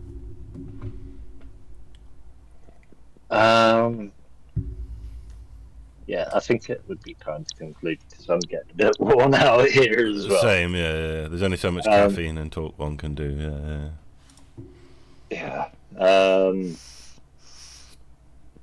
So, yeah, there's no single piece of data proving cosmic egg hypothesis, but taken together, it's given some degree of plausibility. It's just an idea for me at the moment, though. But the implications are quite deep. If people start listening, thinking along these lines, you know, we'll actually start treating everyone with kindness more often. which I think is a good thing to aim for. It's 100%. Also, like, as the human race, who's, despite competition, one of our most effective tools that has basically enhanced us to a position of at least technological superiority over every other being we've ever met, is our ability to work together. Like, and biologically speaking, communion of ideas, compassion, love, the oxytocin release, all these kind of biological imperatives of unity, that actually increases our technological advancement. That increases the ability to work in harmony, which is fostered inherently by this idea of oneness and the totality of and unity of self with that of the other, the subject-object divide dissolving between person to person. We will advance as a species rapidly because of that as well. You know? Yeah, when everyone's united in an ideal, then great things can happen, can't they? 100%. Just need to have people all on the same page and willing to work together. Yeah, it's like the opposite of war. It's like, do you know what I mean? It's the ultimate generation of. Yeah. I don't even think peace is exactly the right word for it. It's unity of intent. Unity. Yeah, unity. Unification. Realizing that we're not actually all separate. We're all human beings, yeah. So let's just be good to one another. And I think that puts a fine line under it. I think that's probably a great place to stop, because we're just over 2 hours now. Fantastic. Yeah, you've been amazing. This has been a great conversation. I hope I haven't interjected too much on my hippie waffle. I really enjoyed it. I'm gonna fade out to the audience now. So this has been from the Mind of Mystic podcast. We've got Dan Knight and we've got David Bradley here as we're doing this wonderful discussion on the cosmic egg theory. Is it a theory, a hypothesis? Yeah, hypothesis. The cosmic egg. I don't mind. I'm trying to think of a snappy title, but thank you so much for watching. Like, subscribe, share this video, and then you might find it interesting. And I'll catch you in the next one. Bye. Say bye-bye. Say bye-bye. Bye. Bye.